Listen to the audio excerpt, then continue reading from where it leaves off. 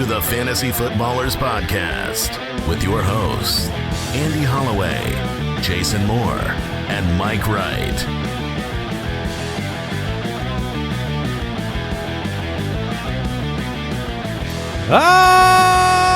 Welcome in.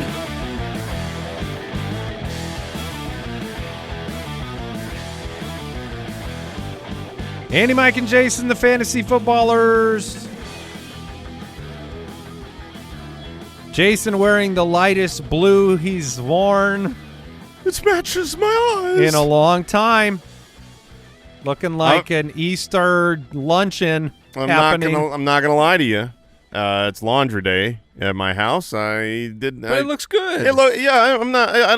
You look fresh as a spring breeze. There was a time in which on laundry day you would have worn a dirty black shirt. A dirty black shirt. Right. And basketball shorts. Well, yeah. I'm not wearing any shorts today. Right. Yeah. But that's the desk's problem.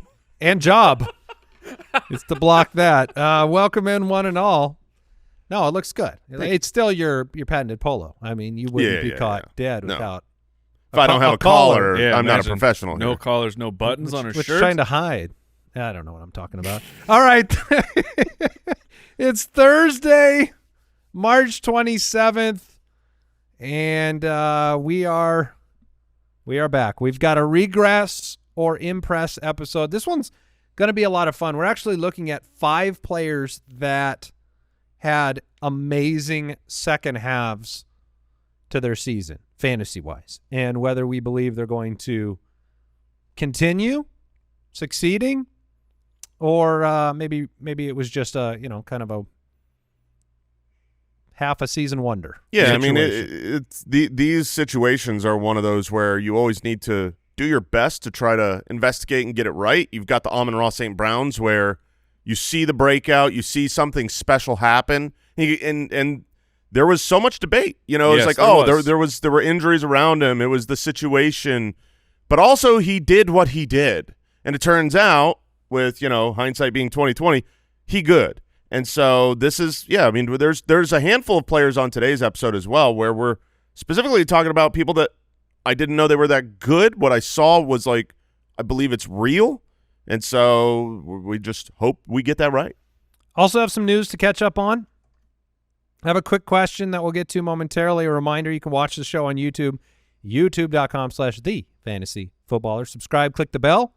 You'll be notified when we have new episodes.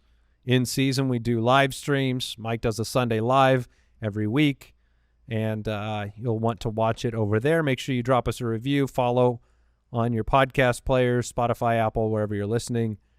And the draft kit, the UDK, available at a discounted pre-order price. Releases June 1st in full. UltimateDraftKit.com to learn more about that. That'll be all of our all of our rankings, including stat projections for every single player, our sleepers, breakouts, busts, and values, and player profile videos, and all the tiers. Yeah, and the draft analyzer, a lot of things. It's our kind of pinnacle product. It's what we work. The team here works very hard on every year, and you can learn about that at ultimatedraftkit.com. The quick question we have is from Matt in Tacoma. Asks, in Dynasty leagues, what are the typical ages to get maximum value trading away a wide receiver or a running back? Yeah, I mean, if you're playing in a Dynasty league, getting those things right is critical. Yeah, timing the market. Timing the lifespan of the player is especially critical. And obviously, this is an individual thing. This is different for each player. So when we talk here in generalities, you've got to then apply kind of the logic to the individual players. This guy, an outlier, like Derrick Henry is not like any other player that has been in the league for quite some time. Derrick Henry is going to personally skew and ruin our average. Yeah. We have to remove him from the sample. Take the outliers out just so we have a true Frank Gore, median. Fred Jackson, Derrick Henry, Emmitt Smith. We just don't worry about them. Yeah, exactly. For me, when I'm looking at running back and wide receiver, I'm pretty confident in when I like to trade them on an age basis. That one's 28 years old. 28 is where – because what I'm wanting to do when I trade a player is I want to get a haul. I want to trade them while they're still valuable. 28 is not the age cliff. 28 is not – so this is – for this year, I was looking at all the wide receivers that kind of fit this bill who can get a haul. There's only one this year that's going to be basically that age range who can get a haul, and that's A.J. Brown. A.J. Brown's awesome. I'm not saying trade A.J. Brown because he's going to fall off. What I am saying is A.J. Brown will net you a haul. People will pay up. You will get a young stud wide receiver and a first-round pick. And if that young wide receiver ends up hitting and being very good and you get something with your first, you're retooled, you're still competitive, and then you fast forward 2 years from now, you're not going to get anything from A.J. Brown once he turns 30. You might just hold on to him and get plenty of years of value. Yes, you get to the point where Mike Evans of the it's fantasy not worth, world. It's not worth trading those guys anymore because the value to your weekly roster is greater than someone is going to trade for. Yeah, so that's it's kind of just the degrees of might. Okay, it's what am I getting and how confident am I in what I am getting? Yeah, I mean, that's the biggest challenge because you don't want to. Like, this is not that's the age you like to trade them, but that's not a prescription to trade them at all costs. No, is what I'm saying, because it's like you can go trade A.J. Brown and get a haul, but make sure that you're very strongly convicted about the players you're receiving. Absolutely. I mean, we've personally done this in our main Dynasty league several times. Like, my best trade was I traded away Julio Jones at the peak, like he was as hot as possible. I think he was about 28, somewhere around there, maybe 29. I got CeeDee Lamb, a young rookie, and a first-round pick that turned into a great pick. And obviously, and then Julio Jones, poof, and evaporated and disappeared. Andy, you did this many times. Did? Yeah, you did this with you've done this with quarterbacks. You traded away, I believe was it Mahomes and for Josh Allen plus, or you had one of those. You also did it with Todd Gurley. You traded away him after his hot start. You got Dalvin Cook plus picks. And so I do think that there is a place in dynasty leagues where that is the right methodology. With a running back, it's less to me about age. It's more about like contract situation. It's worth noting some data that, early breakouts, 21 to 24, peak performance for running backs are 24 to 26. That's the age where they really are monstrously hot. So which for wide receivers is 25 to 29. Right. Yeah, they go a little older. So maybe a 26-year-old running back, you make that trade. You trade away Jonathan Taylor. And it's not to say he's not going to have a great season coming up. It's just if you can get a ton and retool in Dynasty, fill the coffers, and still have talent, you usually should. Mike, how do you feel about looking at running backs in more of a one-year basis in Dynasty, like in one-year windows? Like, is there a world where it's advisable to kind of, because the shelf life for their peak is so small, because the age cliff is so young, that maybe the prescription for Dynasty at running back position is just looking in one-year windows? Because planning ahead there can be difficult on. It can. We have draft picks every year that fill out. Situations blow Travis up. Etienne was a top-tier Dynasty running back. Right. That wasn't above an age cliff, that also now has a different maybe outlook. And so I just wonder if you should I'm thinking about this for myself. It's like at running back outside of a true outlier special and there's only talent. There's only a handful of those in the league at a particular time. Is there a world where we're less trading to plan for multi-year runs of a player and more trading to plan for 1 year or maybe 2-year windows where, look, last year you could have gone and got Joe Mixon and used them for a year and been happy, and you move on and you go set yourself up for a 1-year window somewhere. It's just a thought I'm having. I'm in that would align with how I think about the position where, people, I need startup Dynasty draft advice. And the quick go-to one is always start your draft with wide receivers because they will be on your team for multiple years. And where running backs, it can vanish so quickly that the actual Dynasty peak age is smaller. The age where they decline, it's younger. So it's not a true foundational. It to me is not a good way to build the foundation of your team because you will have to rebuild sooner, and as opposed to stock up on blue chip wide receivers and then just fill in the cracks with older running backs who you're like, no, I still see value for this player. Like Alvin Kamara. Alvin Kamara is going to have value. this year. Will the cliff hit him this year? I don't know. If you're in a startup draft and you're going really, really late and you started early with wide receivers, you can grab someone that's going to matter for your team, like an Aaron Jones. Right. Is going to be like people don't even want him. He'll be playable. He'll be playable asset, or if you're not in your startup and you're wanting to trade, like Andy's saying, for a 1-year rental, there will be someone who this coming year, if they're not a championship contender, Derrick Henry again is like, I want to get something for him. I know it's not going to last forever. Those are the type of players that you can just kind of get on the cheap to fill in those gaps. Yeah, so they're not the foundation, because I've seen too many teams. They build their team that way, and for 2 years, you're like, holy crap, this team. When I pull it up on paper in the offseason, I look at my team and I go, why am I even going to try? How can I possibly compete with this?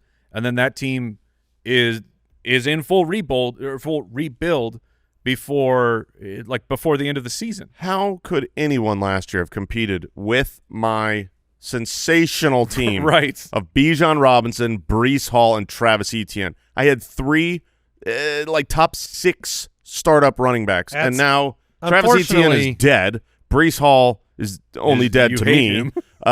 If there's any silver lining of your situation, is that you get to talk about it to millions of people and be an example of the fact that you can look like you are invincible. And the thing is, you would have been, just to be clear, you would have been beaten by somebody that was rolling out Chuba Hubbard, James Conner, and Chase Brown last year. Yeah. That trifecta of players would have been a better situation. They would have beat the snot out of me. And I'm not saying you can't win with those with that going on, but if you've been playing Dynasty for any amount of time, rebuilds it's rocky, man. Sometimes a team can rebuild in 1 to 2 years. Sometimes you look at your league, you're like, that team has been rebuilding for 5 seasons. And so I'm a retool guy. I'm not a rebuild guy. Yes. You are the Rams, the New Orleans Saints, where you just keep pushing the salary cap forward, hoping that the salary cap grows enough that you'll be able to handle the hits to your personal salary cap. But as we've seen for the Saints, and the Rams to a lesser extent, like the Rams had a period where it looked like things might be going sour. The Rams were able to pick up the pieces much quicker. Yeah, I'm hoping I'm that look one. At the Saints. Look, they're stuck in mediocrity. When the credit man shows up, you hide under the bed. Is you know that what I mean? trick? You don't answer the Don't call. answer Don't the door. open your mail. Draw don't the shades. say your name. Hide under the bed. But He is not home. No, I haven't lived here in years. All right, moving on.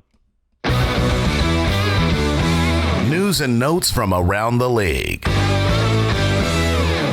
Well, I believe on our last episode, when we were trying to have the fun discussion about Jameis Winston, I was like, yeah, but Russ is going to be their quarterback. Yeah. And Russell Wilson signs a 1-year deal. The people hate it.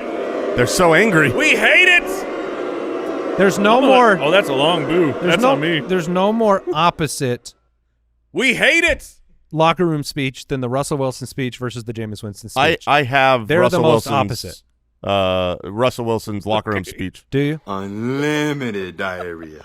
Unlimited. How? Like, Jameis Winston, I don't get it, crazy man. and authentic. Russell Wilson, Crazy. inauthentic. Yeah. But he's now the starting quarterback for the Giants, And or I just- presumably. I don't look. The Steelers infamously made the switch from a winning season with Justin Fields over to Russ, and it started awesome. It was the egg was all over my face because I thought it was a silly move. I'm like, you're winning with Fields. Roll with Fields. Put Russ out there. Offense improves. They're looking fantastic from week 7-14. They go 6-1 in that time with Russ, and then 0-4 to end the season. And Russell Wilson looks like he he doesn't belong on a football field anymore. And I'm not so like, yes, he can play. But what is the point? What is the point? Is the Giants? You're not your coaching staff. You're not saving your job with Russell Wilson. You're not saving your job with Jameis. So why even invest money into Russell? So there's different. Just get Jameis and fix other stuff.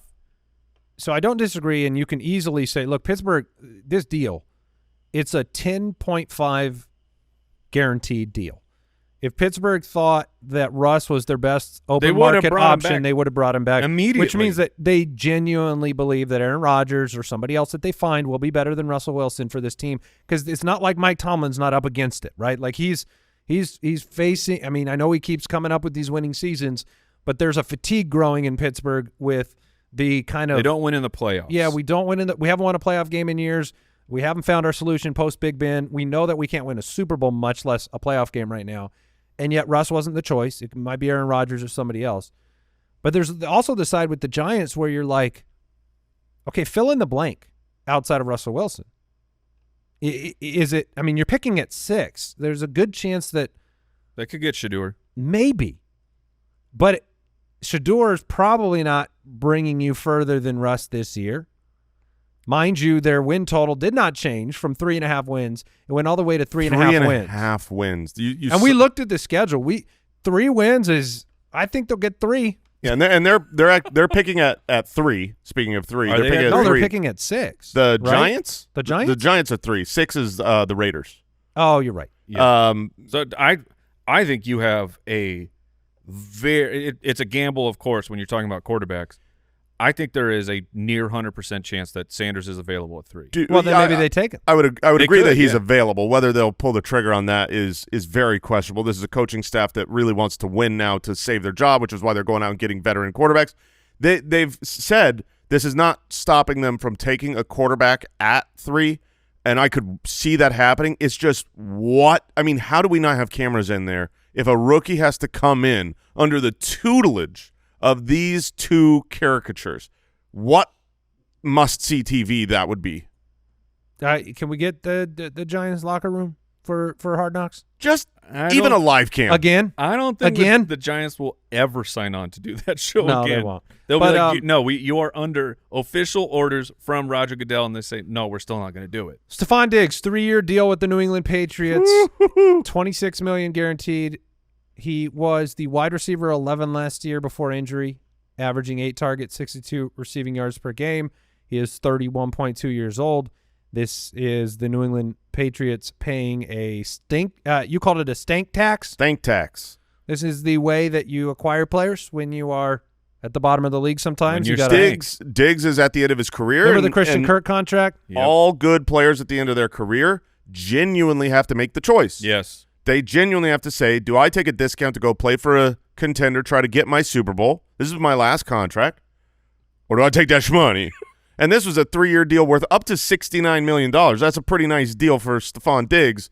So I don't blame him. And the truth is, for the Patriots, this is a bad – I can't believe how much money someone's giving out for this version of Stefon Diggs coming off a Week 8 ACL, but I don't blame them because they have all the money to give. The salary cap was wide open. They have to pay players. They need wide receivers so bad. It's a huge upgrade for them. It is an upgrade for them. And it wouldn't be an upgrade for every team. No, it's great for Drake May. I think this makes a lot of sense. For fantasy purposes, you have to be more – I'm not bullish on Stefon Diggs just changing Drake May into a fantasy superstar, but it's certainly a positive for Drake May. I'm open-minded for Drake May this year. I already was. Yeah, that's fair. So, but I'm also scared because I was a guy that thought Will Levis might be able to get it done with a new head coach, and that didn't happen. But I like the fact that they added somebody finally to a receiving room that needed it desperately, and we'll see what happens. I mean, Diggs, they say, is healthy. They were healthy. He's healthy enough for them to. Oh, he's got to be ahead of schedule. It was reported that he is exactly on schedule, which is ahead of schedule. Being ahead of schedule is now on schedule. Okay. But they also said that he's supposed to be ready for Week 1. Original timeline from that surgery date, we would not have put it. We would have said a good chance to start on the pup. But what's been reported since the signing is that it looks like he will be ready for Week 1. All right, what else do we have? Chris Godwin hitting all the milestones in his rehab. We knew he was doing well. Aaron Rodgers likely to play for the Steelers if he doesn't retire. Stop talking about him. It is I mean, the only holdout now has to be on Rodgers' side of he still thinks that he can weasel his way into the Minnesota Vikings and play for a Super Bowl contending team. But it's the Steelers. Like, this is it. Go sign your contract if you actually want to play. Go to the Steelers. You have a chance to win. Stay away from my Vikings. We'll find out in the next 6 to 8 months where he's going to play. All right, that is going to be it for the news. We'll take a break. We'll hit regress or impress.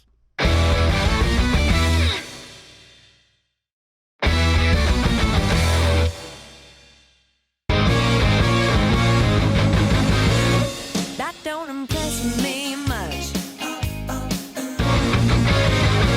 What is this video? Get bodied. Why? I don't know. What are you doing? I don't know what. I mean, the podcast listeners, sometimes it's a blessing to only listen because whatever we just saw on But not today. Today, What was that? you wanted to see I a looked very pretty good. unimpressive Andy Holloway. Gracious. Oh, I thought I looked great. Yeah, I mean- I was gold-plated. You were gold-plated. I mentioned it at the top. We're talking about some second-half studs, regress or impress. Will they keep up their second-half pace? What do you guys believe? And will they deliver on their ADP, most importantly, right, where they're being drafted? We'll start with a quarterback, Jared Goff. This was a player, Goff was 17.6 points per game in the first half, QB 15. In the second half of the season, he jumped up to 23.7 points per game. Good enough for the quarterback 4. In fact, Goff had the kind of year that is very worthy of an MVP. I was so close, guys. You did. That was I your went bold prediction, top 5, and he was the MVP, and he was the quarterback 6, and he had a resume that frequently wins the MVP. If you had gone top 5 finish and top 5 MVP voting, There you go. You would have been there. Yeah, quarterbacks with it's not very bold, though. Yeah, fair enough. quarterbacks. Yeah, he's gonna be. He's going to finish top 5 in the voting. I mean, but Goff top 5 in MVP voting. I don't know. That seems bold still. But Yeah, I mean, teams with 14 wins, whose quarterback threw for 4,635, which Jared Goff checks that box. You've got a handful of them: Dan Marino, Kurt Warner, Tom Brady, Aaron Rodgers, Patrick Mahomes. Every single one of those players won the MVP. Patrick Mahomes did it twice. One of those years he didn't win it, and Jared Goff didn't win it this last year. But you were close. this was a year in which the dominator term was not as pronounced, as in when he's at home in a dome. He was still 3 points a game better, but like you go back 2 years, he was 10 points a game better. Then he was 6 points a game better. So more even play, home and road. It was an impressive year. I am a, we all love Amon-Ra. We like Sam Laporta. We like Jahmyr Gibbs in the passing game. We like Montgomery in the passing game. And I'm a big Jameson Williams fan. So all the weapons, the offensive line, everything is in place for, the Lions, I think, have the coaching staff, or a head coach, I should say at this point, to maintain a level of excellence and aggressiveness and all. I just feel very confident that they have a system in place that goes beyond losing their offensive coordinator. Do you guys feel like that second half was just a little run for Jared Goff, or is he going to be in fantasy consideration? He'll always be in streaming consideration based on the matchup, but I'm going to have to – I would call this one a regress, as when it really turned on for Jared Goff in the offense was when the offense had no choice but to go full throttle because of all the losses on the defensive side of the football. I know they had a couple games here in the middle where they're holding opponents down, but generally speaking, when they're winning these games where they're scoring in the 20s, which that's still a lot of points. I mean, the Lions scored so many freaking points per game in this season. It was outrageous. So you just naturally, I would start my expectations saying they're not going to hit that again, because teams usually don't. But when the Lions are scoring, 20-something points a game, Goff is fine. He's just fine. It's when things really explode that you get you don't have to worry as much about all the rushing touchdowns. David Montgomery, 6 points from every single game, that goes to David Montgomery because he's getting a rushing touchdown. That's just how the team operated last year. And so with the rest of the points, you have to hope that Goff gets all the touchdowns. So I don't know that he's going to hit 37 again. Yeah, I mean, losing Ben Johnson and other offensive coaches is a slight problem, but it really is. If you just look at like the data of history, the teams that finish number one in scoring don't usually do that again the next year. And if you look at how they did this year, they scored 33.1 points per game. That's wild. That is wildly high. The gap between them and the number 2 team is about the same, between 2 and 7. So they really did kind of lap the field with their points scored. It's just very unlikely that they repeat such a magical offensive system. Even if they're great, they could be top 3 next year in scoring, but that would still – What were they in 2023? Because I believe they were number 3. They were high, and then if you had made the bet that they were going to regress, they were number it was incorrect. They were number 5. I just bring that up as the devil's advocate because you've got a top. They were great in 2023, right? Right. Yes. Yeah. I mean, he was the quarterback 7 in 2023. He was the quarterback 6 last year. Right. So you've got 2 consecutive top 10 years being drafted as the quarterback 11. If you buy the fact that this system, this team, this structure, the players, the talent are not going to go far off the mark, right? Because there's other things than just total points per game, right? There's there's big plays, right? There's Jamison Williams not being suspended for parts of the year or being more integral for big plays, and Sam Laporta going back to his touchdown total of 2023 and less rushing touchdowns maybe. Montgomery's not as effective. There's just other ways. Yes, there are. It's there the are Baker. ways. I look at them like Baker Mayfield and the Buccaneers offense. You've had 2 consecutive years with that system. The offensive coordinator's changed, but the structure of the team and the talent is the same. I mean, the difference is consistency. Like I know the home road splits were a little bit better for Goff, but this year, which was his better year, where he was amazing and number 6 in fantasy.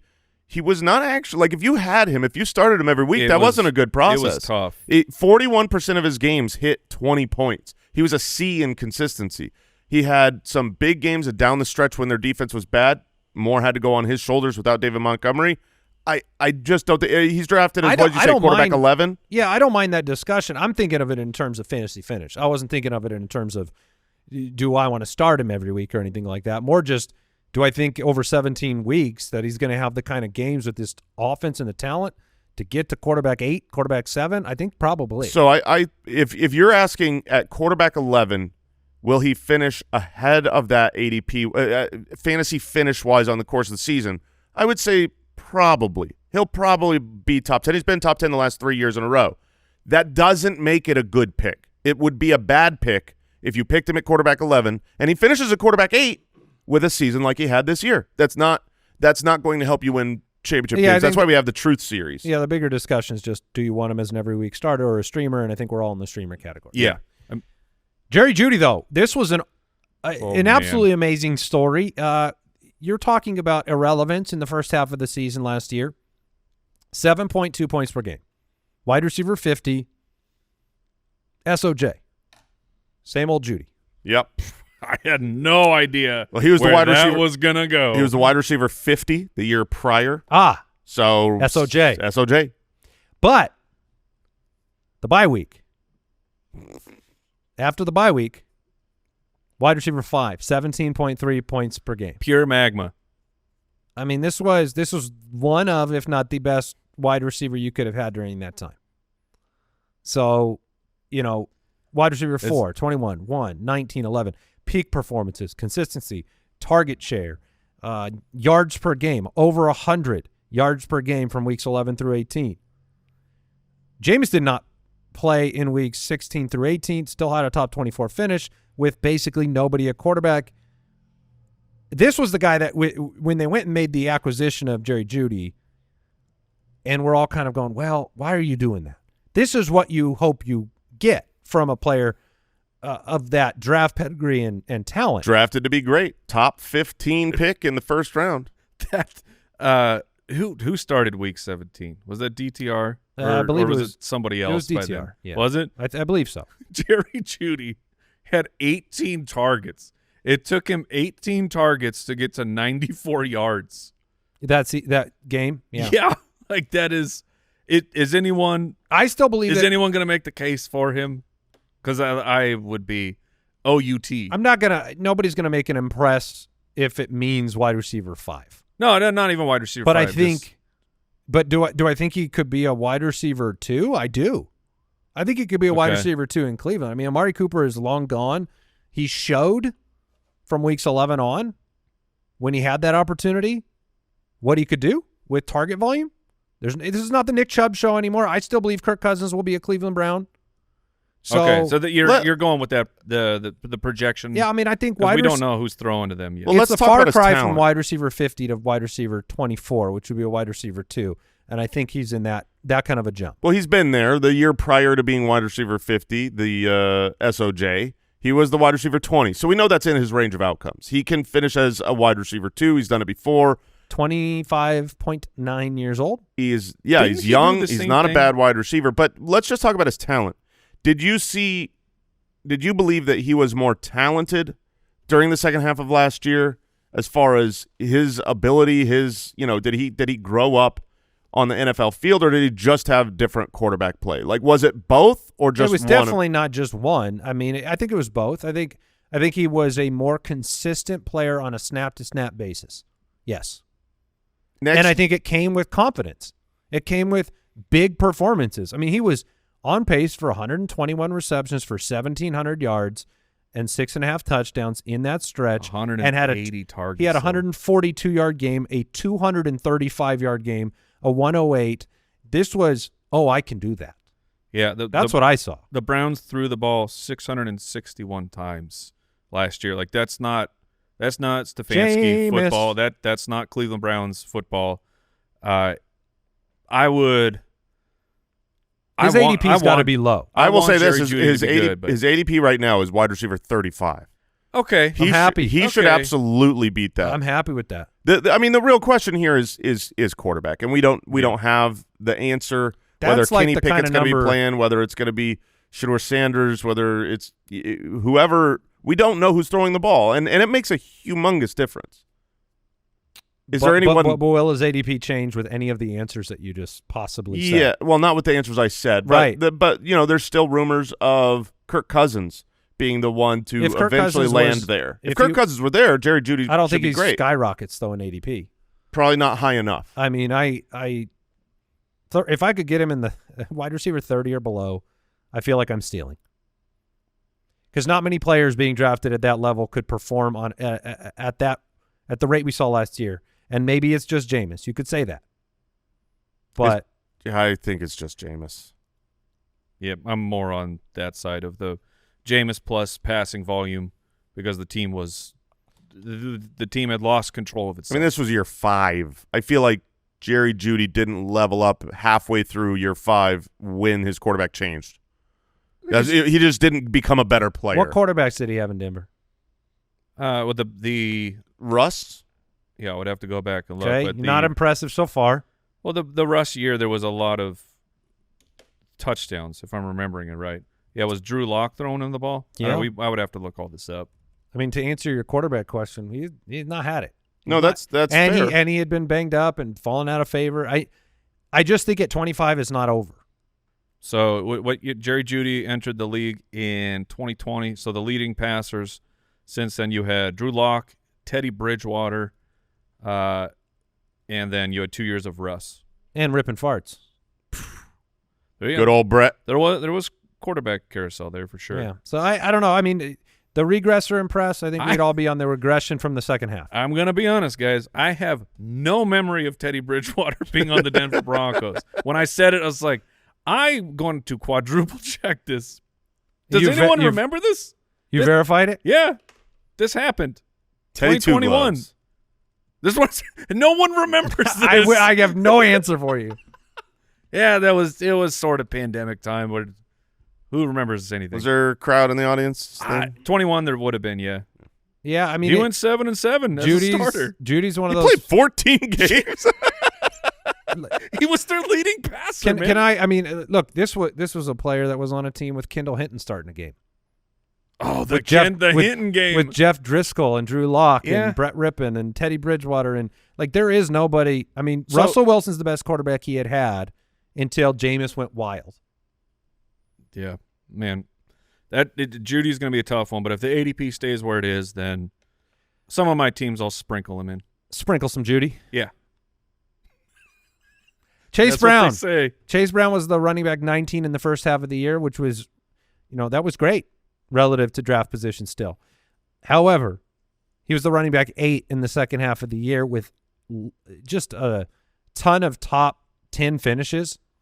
Once they stopped the Moss experiment. Moss stopped it. He got hurt, but it was kind of – you could see it happening by around week 4 that Chase Brown was going to take over. Let me put it in context for you. His points per game was 17.4 points per game. If you stack that up on the year, that would be good enough points per game wise to only trail Saquon, Gibbs, Henry, and Bijan. That's it. Yeah, he was that awesome. would be running back 5 in points per game. Or maybe I'm wrong about that. Hold on, let me double check. The points per game, the 17 was his points per game, I believe, in the second half. Yeah. I'm saying the second half that we're talking about would put him in that category. Yeah, it'd be running back 5 in points per game. So do you believe that continues with what they have on offense? They're spending money. The odds of them, I mean, they're not adding somebody in free agency at running back. They could add a rookie, but this is a team that is probably not entrusting a ton of backfield share to a rookie who has to pass protect for Joe Burrow. And, Chase Brown proved that he could play with Joe Burrow and be that outlet and be that effective player. They need defensive players. They might be spending more money on by the time the show releases. Who knows? Maybe Trey Hendrickson has a contract. There's some rumors abound. Everything is the NFL draft. I lean that they're not going to actually spend any high draft capital on a running back. Like early on in the offseason, Chase Brown was a player. I'm like, I think I want to trade him away because someone's going to be out there and they will give me a ton for Chase Brown. Over the last month, I've revisited that and I've changed it. And my stat for Chase Brown is I went back and looked at all running backs drafted since 2014. Okay, so that's my player pool.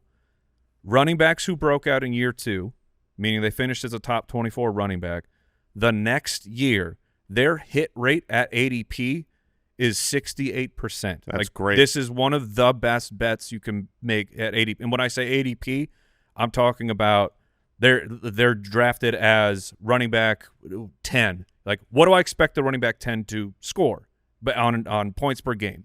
And guys who break out in year 2, they hit at a high rate, and on top of that, 40% of that pool exceed their ADP by 2 points per game. Like, these are big-time hit players. So Chase Brown, assuming that the NFL draft goes as I'm now feel it's going to go for the Bengals, Chase Brown will be one of my premier draft targets. There are players that enter this strange draft position category where they kind of, his ADP is RB13.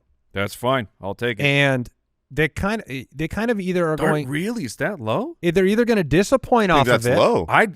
For the way that he finished, and then I think it's high. I'm with and he's you, on the Jay. Bengals. But a lot of the times, because we're not willing to crown them on half a season, their ADP slots into this spot where it's like, okay, it's not really representative of what they could do. It's just representative of risk. And it's like if Chase Brown is the starter, that RB13 makes no sense. He will be higher than that probably. But if Chase Brown is supplanted, he'll probably be lower. If he underwhelms, but being RB13 doesn't seem like it's the range of outcomes. Yeah, it's a really, really tough situation because if this was last year's NFL draft, I would be very bullish going in on Chase Brown. It is worth noting that Chase Brown was really a volume king. He wasn't efficient. Ah! That was high volume. I like it. Swish. Okay, he called the switch for you. Yeah, I mean, he among 46 qualifying running backs with 100 or more carries, he was 33rd in yards after contact, 26th in forced missed tackles. And then as a receiver, he had a good stat line. but it really was middling. 35th out of 67 running backs in yards per route run, 61st out of 67 in yards after catch per reception. So it was Is this volume. on the whole year, or is that on just the second half? That's the whole year, but it's efficiency numbers, so it really shouldn't. It should be worse as he gets more volume. The thing is he had over the second half of the year 24.4 opportunities per game. That's yes, sir. Only Saquon was higher than that. He was averaging 86% of snaps. So if they does bring that remind you of anybody? Kyron, No. Oh. The guy who used to be the running back for the Cincinnati Bengals. Joe Mixon, Yeah. inefficient but got all the volume and finished great. But the question is with this year's draft, like let me just throw some names. Kyron. Let me throw Yeah, some names out there because this is a deep draft class, and they don't have to spend a first or second round pick. They could get Devin Neal. They could get Quinshon Judkins. They could get you're not getting Judkins on. Are you talking day 3? no, like a third round pick. But that's Caleb what I'm saying. I think Johnson? it'll be wild for the Bengals to use a running back. But keep going. So Caleb Johnson, Cam Scatterbu, Devin Neal, Judkins, and let's throw R.J. Harvey in there as well. Okay. If they grab one of those 5, there's just a lot of options. If they grab one of those 5, will you still be bullish Impress. on You're my going man. full My impress. man. I watched him. Right, it's beyond the stat lines. Like if you just look at the second half stat lines, the volumes there, the Kyron numbers, like you said, you'd be over 1,300 rushing yards. This would be the more impressive number to me is seeing what he did in the passing game for Joe Burrow. On the second half of the season, he's on pace for 80 catches, And he will do that again if and he's the so starter. to me, this is like Eckler before he's Eckler. If they believe in him, those names you said don't scare me. If you say Omari and Hampton or something, then I'm scared. But those names don't scare me because I don't believe that the way that this team is organized. I mean, people thought that Khalil Herbert was going to get play on this team when he got traded over. But he's had good performances for Chicago. Couldn't see the field. They don't want to do it. They want the guy they trust. So I'm trying to do my best to kind of talk you out of it to see if you're not there. I'm equally on the impress side. Oh, I remember you fooled me. Tricky man. I remember last year watching as a as a Breece Hall manager, watching Chase Brown play and being like, dude, you can make some plays. Why? Like he did things that looked special. And I realized some of those efficiency numbers might not be great, but when you watch the film, that's a 5th-round pick on the field. You stink. when you watch the film, it was like he was making moves. He was reliable. He was a very important piece of an offense that had great success. They don't look at it and see these inefficiency numbers and think that he was Oh, no, they don't. not effective. I think they look and they say, this was a great player for us. He's only in year 2. They've got him 2 more years under his rookie contract. I think they're going to roll him next year, and he should be great for fantasy. We will take a break momentarily. We got a couple more names to get into before we close things out. But, yeah, I'm with you, and I think none of us went into last season thinking Chase Brown was a special talent necessarily. Well, he had juice. He had juice, but not a complete talent.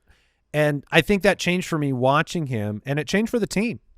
I don't know if they knew that they could trust him to the degree that they did last year. Sometimes players got to get on the field, and then all of a sudden you're like, wow, that's like a legitimate running back. I think we thought undersized, complimentary back.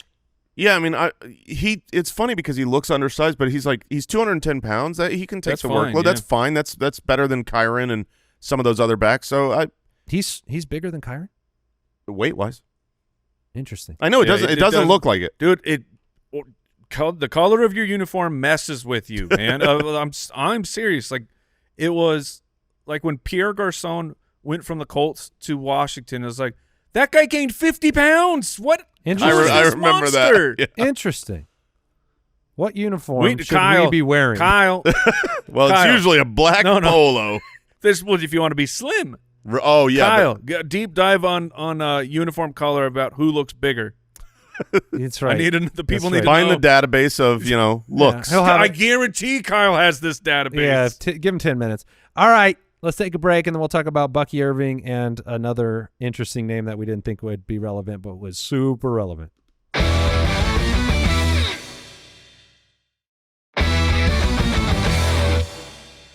All right, we are resuming our regress or impress segment.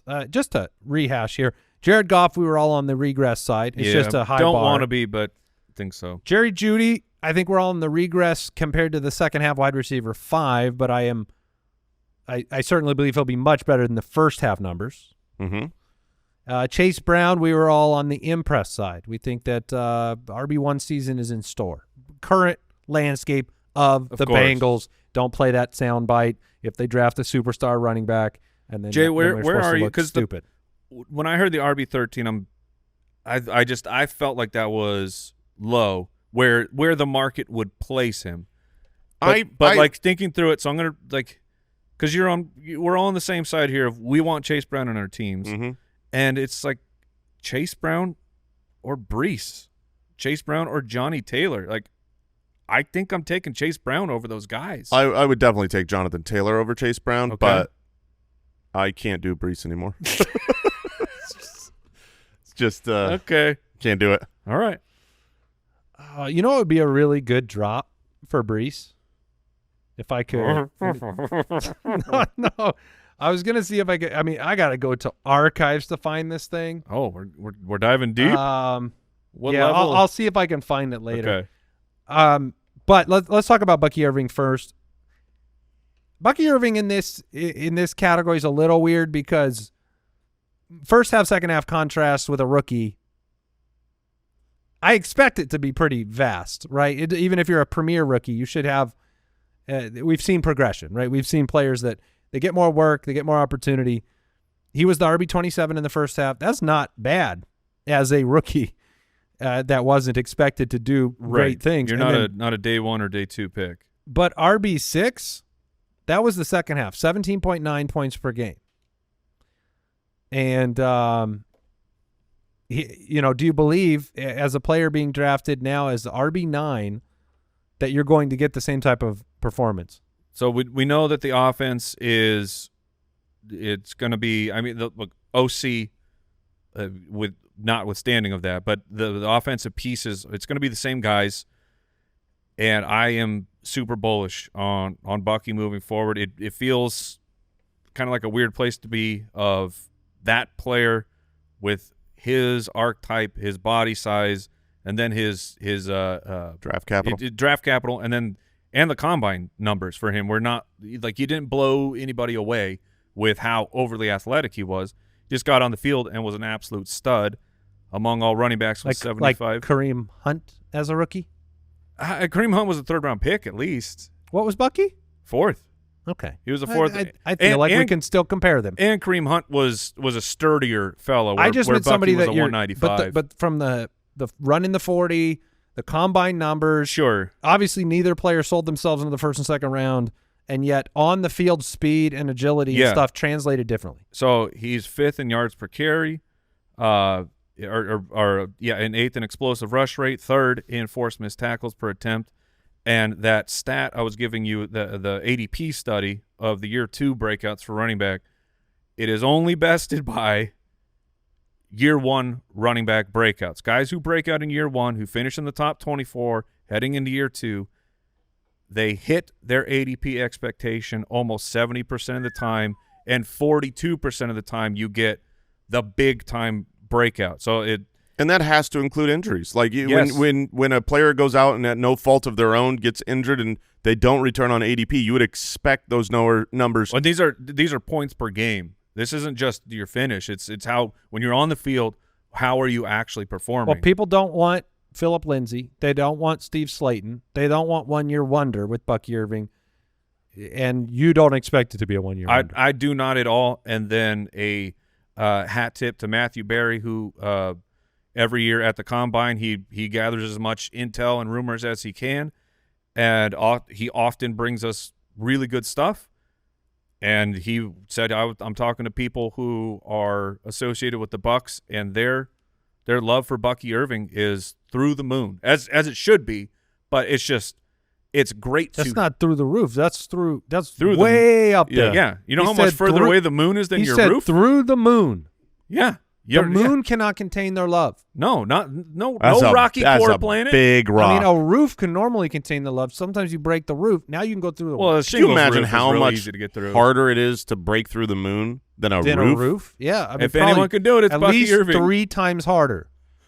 3x. But he's gonna be awesome. So RB9, regress or impress? I'll take him. Absolutely RB9. impressed. I'll take him. So 5.42 a carry. When you talk about Chase Brown was at 4.2.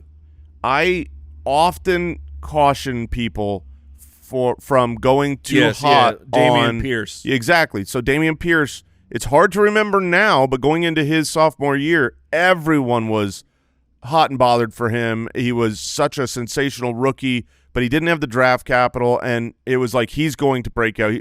And the thing is we've seen it a lot. Like the data on that is very, very bad for Andy, you talked about you think you compare the third round and the fourth round. It really is massively different because that's the difference in draft day, right? Like day 2 picks when general managers are putting their boards together, the way that they value a day 2 pick versus day 3, 4, 5, and the rounds 4, 5, 6, 7, they're all lumped together versus 2 and 3 on day 2.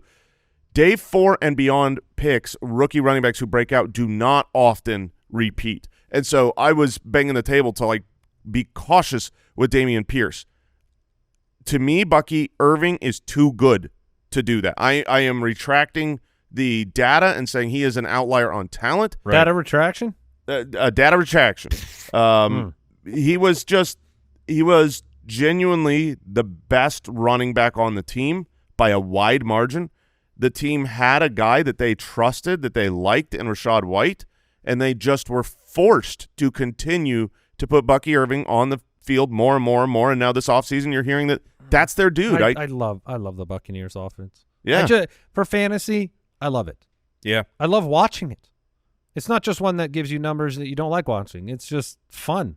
They are. Baker's in complete control of the offense. It's not just luck. Yeah, it's funny. Like when I watch the Buccaneers offense, I like watching the Lions. They're great, but I don't have as much fun watching the Lions offense, which scored more points. I enjoy the Lions quite a bit. But Jared Goff doesn't give you the shenanigans of Baker fair. mania. He's fun to watch. All right, let's make this one quick, guys. Regress or impress Jonnu Smith, who went from the tight end 20 to the tight end 1 over the second half of the year. Yes, that is the tight end 1. 14.8 points per game in the second half. Tight end 2, 3, 3, 5, 2. 10, 13, 5 to finish the year. 7 top 5 finishes. The Number old 1 year 8 breakout.